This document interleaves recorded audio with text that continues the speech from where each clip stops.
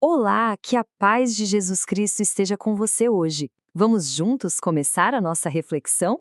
Que bom ter sua companhia para essa pausa no dia. Hoje a gente vai mergulhar num assunto bem profundo, sabe? Sobre como a gente pode encontrar sentido e até cura para o nosso passado. Sabe aquela pergunta que às vezes fica martelando na nossa cabeça quando a gente olha para trás? Por que isso aconteceu comigo? Pois é, ela aparece quando o passado não faz sentido. Quando parece um monte de pontas soltas, de dor. E essa frase resume tudo, não é mesmo? É como se a gente estivesse tentando montar a nossa vida, juntando as peças, mas sem a foto da caixa para a gente saber qual é o resultado final. Aí tudo fica confuso, aleatório, às vezes até meio cruel. E vamos combinar que peças difíceis de encaixar, hein? Pedaços de dor, o luto por aquilo que a gente perdeu, o peso daquelas decisões que a gente queria tanto mudar e, claro, as marcas que algumas pessoas deixaram na gente. Tudo isso faz parte da história que nos trouxe até aqui. Mas e se existisse um outro jeito de olhar para esse quebra-cabeça? E se a resposta não estivesse só nas peças que a gente vê, mas naquilo que acontece por trás de tudo? É essa nova perspectiva que a gente vai explorar agora. E aqui está o pulo do gato.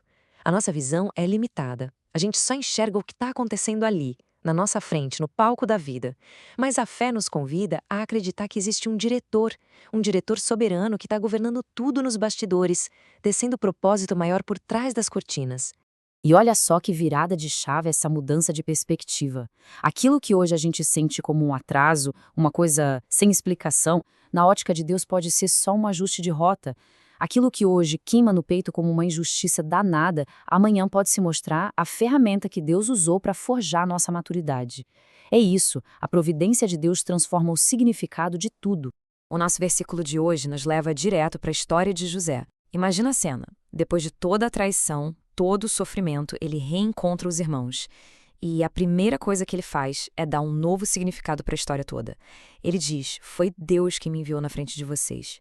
Percebe? O foco dele não está na maldade dos irmãos, mas na mão soberana de Deus. Essa é a perspectiva da providência. E isso aqui é fundamental, presta atenção. José não passa pano para o mal que sofreu. Ele não finge que não doeu. O que ele faz é colocar a dor no lugar certo, debaixo do governo de Deus. É como um maestro genial, que não cria nota errada, mas é tão bom que consegue usar até um som que saiu desafinado para criar uma música final ainda mais bonita. Para a gente entender isso melhor, vamos dar uma olhada em duas palavras-chave que são, de verdade, ferramentas poderosas para a cura do nosso passado. A primeira é pronoia, a palavra grega para providência. Isso não quer dizer que Deus age de improviso, pelo contrário, significa um cuidado que vem antes, uma preparação. É o Deus que vê o futuro e já prepara o caminho, mesmo quando a gente só consegue ver o caos. Quando José diz Deus me enviou, ele está declarando a fé dele na pronoia de Deus. A segunda palavra é áfesis, que é o perdão na Bíblia. E olha que interessante, não é ter amnésia, não é esquecer o que doeu.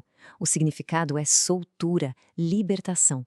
É a nossa decisão de soltar aquele peso que a gente não precisa mais carregar. É o que nos tira do modo sobrevivência e nos coloca no modo cura.